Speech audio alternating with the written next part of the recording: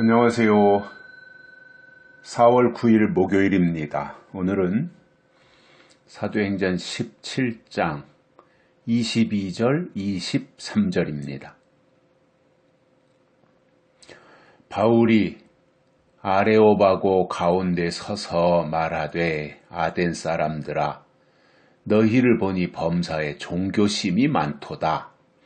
내가 두루 다니며 너희의 위하는 것들을 보다가 알지 못하는 신에게라고 새긴 단도 보았으니 그런즉 너희가 알지 못하고 위하는 그것을 내가 너희에게 알게 하리라. 아멘. 바울이 회당에서 토론을 하다가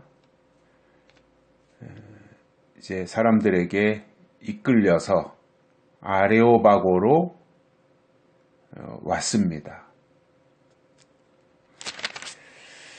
그리고는 거기에서 바울이 하나님의 말씀을 증거하는 거예요.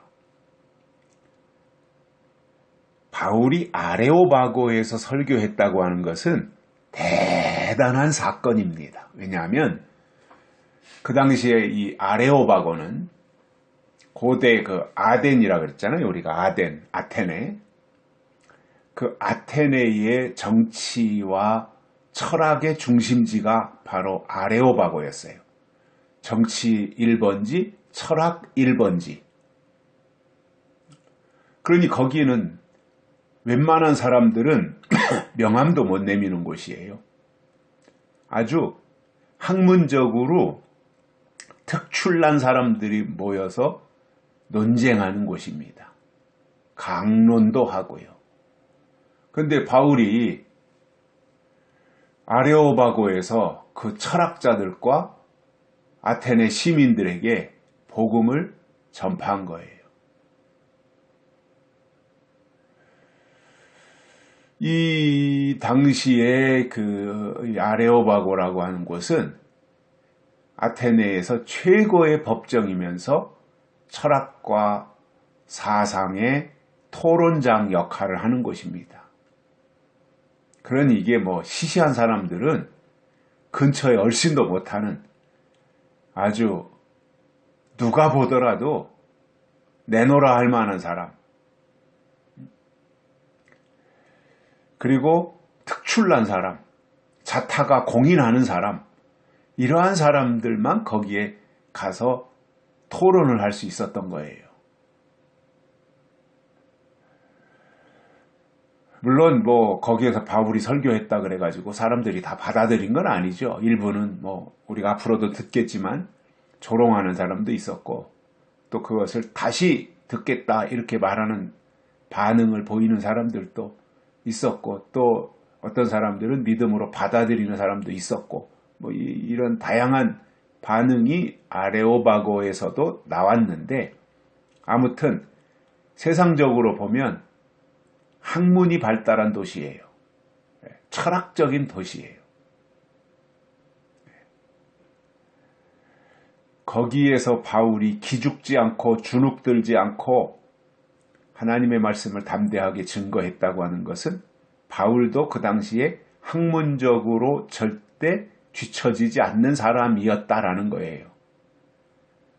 웬만한 사람 같으면 다리가 후들거려서 그런 자리에 서겠어요? 요즘 말로 하면 철학 박사들이 모여 있고 문학 박사들이 있고 그러한 쟁쟁한 사람들이 모여 있는 곳에 가서 말을 한다고 하는 게 결코 쉽지 않거든요. 근데 바울은 워낙 바울도 학문이 뛰어난 사람이잖아요. 가말리엘의 문화생이었으니까요. 그러니까 주눅들지 않고 아레오바고에 서서 말합니다. 무슨 내용을 말했느냐? 아덴 사람들아, 너희를 보니 범사에 종교심이 많도다. 이 아덴 사람들, 아테네 사람들을 만나보니까 종교심이 많더라는 거예요. 그걸 바울이 아테네에 와서 아레오바고 여기에까지 도달하면서 느낀 거예요. 아, 이 도시는 종교심이 많구나. 그 종교라고 하는 것이 꼭 하나님만 지칭하는 것은 아니고요. 아무튼 이런저런 모양으로 신에게 의지하려고 하는 그러한 마음들이 많았던 것을 바울이 발견을 한 거예요. 왜냐하면 이제 바울이 다니면서 이것저것 살펴봤을 거 아니에요. 근데 보니까 알지 못하는 신에게라고 새긴 단도 왔다는 거예요. 제단도. 알지 못하는 신에게 하고 써놓은 제단도 봤다는 거예요. 그러니까 바울이 의아하잖아요. 아니, 알지 못하는 신을 왜 섬기냐? 바울이 만난 하나님은 아는 것을 섬기는 하나님이잖아요. 예수님이 수가성 여인을 만났을 때 하신 말씀이 그거잖아요. 너희는 모르는 것을 예배하지만 우리는 아는 것을 예배한다. 이게 예수님의 말씀이거든요. 지금도 마찬가지예요. 계시록에 대해서 모르는 것을 예배하는 사람들이 있고요. 계시록에 대해서 아는 것을 예배하는 사람들이 있어요. 약속에 대해서 모르는 것을 예배하는 사람이 있는가 하면 약속에 대해서 아는 것을 예배하는 사람이 있어요. 누가 하나님의 사람이에요? 아는 것을 예배하는 사람이 하나님의 사람인 거예요. 바울이 아레오바고에 가서 보니까 알지 못하는 신에게라고 새긴 제단도 있더라는 거잖아요. 그러니 바울이 볼 땐 얼마나 어리석어요. 이 사람들이 철학자들이고 대단한 사람들인데 사상가들이고 철학자들이고 정치인들이고 그런데 아니 이런 사람들이 알지 못하는 신에게라고 새겨놓은 제단을 만들어 놓고 있다고 하는 것이 바울은 도무지 이해가 되지 않는 거죠. 이게 도대체 말이 돼? 이제 바울의 입장에서는 그런 거잖아요. 그래서 너희가 알지 못하고 위하는 그것을 내가 너희에게 알게 하리라 해답을 제시하는 거예요. 너희가 지금 모르는 것을 예배하지 않느냐? 모르는 것을 숭배하지 않느냐? 왜 그렇게 하느냐? 내가 이제부터 너희에게 알게 하리라. 아는 것을 예배하게 하리라. 지금 보면 똑같잖아요. 계시록 똑같은 한글로 되어 있는 성경, 또 뭐 영어로 되어 있는 성경, 계시록을 펴놓고 읽는데 그 속 뜻은 모르잖아요. 그러니까 모르는 것을 예배하고 있는 거예요.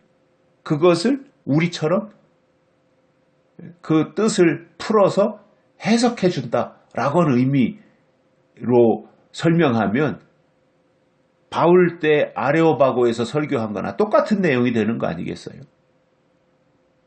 하나님은 우리가 아는 것을 예배하기를 원해요. 즉 하나님에 대해서 알고 예수님에 대해서 알고 성령에 대해서 알고 성경에 대해서 알고 그 아는 것을 예배하기를 하나님은 원하고 계시다는 겁니다. 그런데 요즘 어때요? 점점 모르게 만들어 놓잖아요. 계시록도 모르게 만들어 놓잖아요. 위험하다고 하는 이름으로 이단될 수 있다고 하는 이유 때문에 계시록을 봉한책으로 만들어 놔요. 봉한책으로. 하나님은 인봉한 것을 떼시고 아포칼립시스 닫힌 책을 열린 책으로 묵시록을 계시록으로 만들어 주셨는데 지금도 여전히 닫힌 책으로 묵시록으로 만들어 놓고 사람들을 겁박하는 이 형태라면 아레오바고의 이 사상가들이나 철학자들과 다른 게 뭐가 있습니까? 다를 게 뭐예요? 그렇게 가면 안 된다는 것이고 그래서 바울이 내가 너희에게 알게 하리라. 그 무엇을요? 너희가 알지 못하고 위하는 그것을 내가 너희에게 알게 하리라. 이렇게 말씀한 것입니다. 여기까지 하겠습니다. 고맙습니다.